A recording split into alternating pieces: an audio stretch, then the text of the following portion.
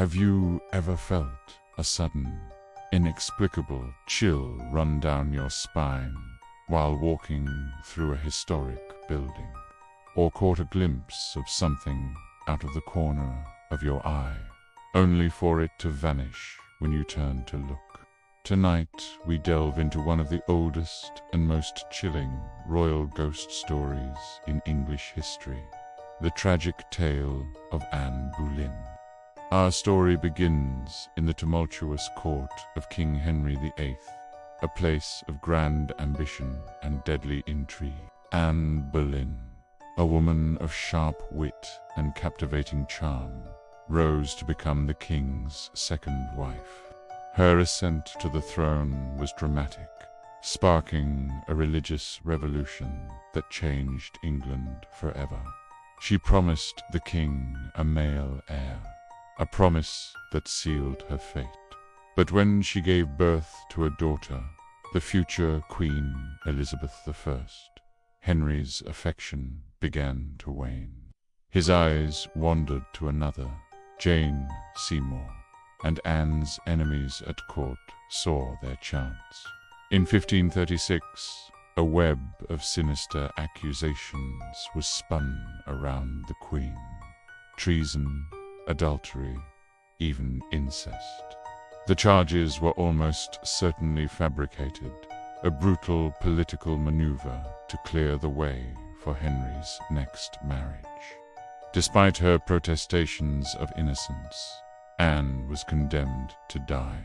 On a grim May morning, she was led to a scaffold within the walls of the Tower of London.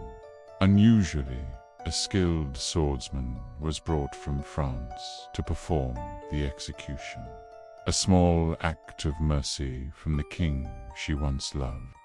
With one swift strike, Queen Anne Boleyn was beheaded, her life cut short at the height of her power.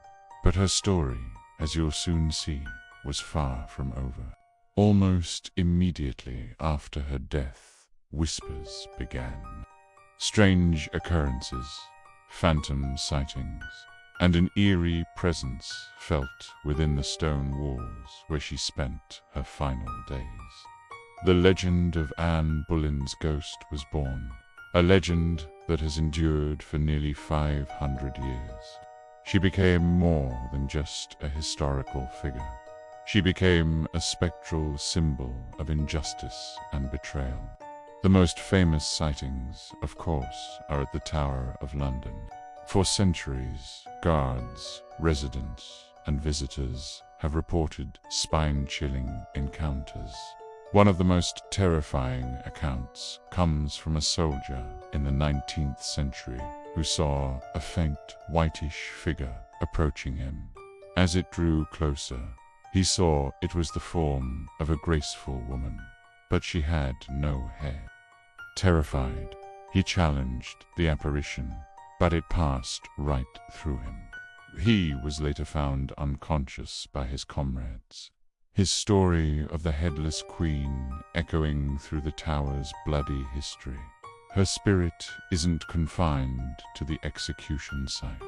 She's often seen in the chapel of St. Peter ad Vincula, where her body is buried in an unmarked grave alongside other victims of the Tudor court. Witnesses describe seeing her leading a ghostly procession of lords and ladies down the aisle before fading away into the cold stone. Others have seen her gazing sorrowfully from the window of the room where she was imprisoned, a silent spectre forever trapped in her final moments. But the tower is not her only haunting ground. Her phantom has been seen at her childhood homes, places that held happier memories.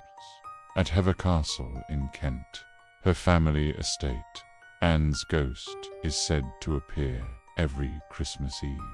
She drifts across the picturesque bridge over the River Eden, a sad, solitary figure returning to the place where she was once a carefree young woman, before the shadow of the crown fell upon her.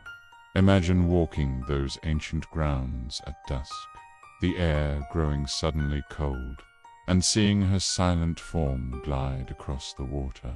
Another significant location is Windsor Castle. It was here she enjoyed some of her happiest moments as queen. But it's also a place of sorrow. Her apparition has been seen standing at a window in the Dean's Cloister, weeping.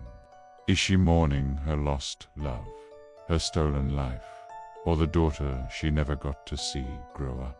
Those who have seen her describe a palpable sense of profound sadness that hangs in the air long after she disappears. Then there's Blickling Hall in Norfolk, a grand Jacobean mansion built on the ruins of the Boleyn family home, where Anne was likely born. The legend here is particularly dramatic.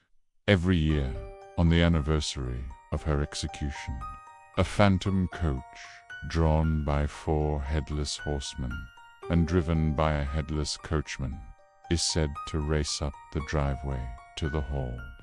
Inside the coach sits the headless ghost of Anne Boleyn, cradling her own severed head in her lap. As the ghastly carriage pulls up to the entrance, it vanishes into thin air, leaving only a deathly silence behind. What makes these stories so enduring? It's the powerful human drama behind them. A queen's tragic fall from grace, the cruelty of a ruthless king, and the ultimate injustice of her death. Her ghost isn't just a random spectre, it's a manifestation of that tragedy. The reports are remarkably consistent over centuries. The sudden drop in temperature, the feeling of overwhelming sorrow, and the vision of a graceful woman, sometimes with her head, sometimes without. The image of her carrying her own head is particularly potent. It's a gruesome but powerful symbol of her wrongful execution, a perpetual reminder of the brutal way her life was taken. She's not a malevolent spirit seeking revenge. Instead, she's portrayed as a restless soul, forever wandering the places that defined her life and her death, unable to find peace. Historians try to rationalize these tales, suggesting they are simply folklore, morality tales about the dangers of ambition. Psychologists might point to the power of suggestion in these historic, atmospheric locations. But the sheer volume and consistency of eyewitness accounts make you wonder. From hardened soldiers to ordinary tourists, people from all walks of life have been convinced they've encountered the ghost of the ill-fated queen. Her legacy is a paradox. In life, she was vilified, her name tarnished to justify her execution. But in death, she has become an object of sympathy and fascination. Her ghost story has cemented her place in popular culture, making her arguably the most famous ghost in the world. She represents the dark side of royal power and the human cost of history. So, the next time you visit one of these historic English landmarks, keep your eyes open. If the air suddenly turns icy cold and you feel a profound sense of sadness wash over you, you might just be in the presence of royalty. You might just be standing where Anne Boleyn's restless spirit continues to walk, forever searching for the justice she was denied in life. Her tragic story reminds us that some historical wounds never truly heal, and some spirits can never truly rest. Thank you for joining us on this journey into the shadows of history. If you enjoyed this tale, don't forget to like, subscribe, and hit that notification bell so you don't miss our next exploration into the unknown. Until next time, stay curious.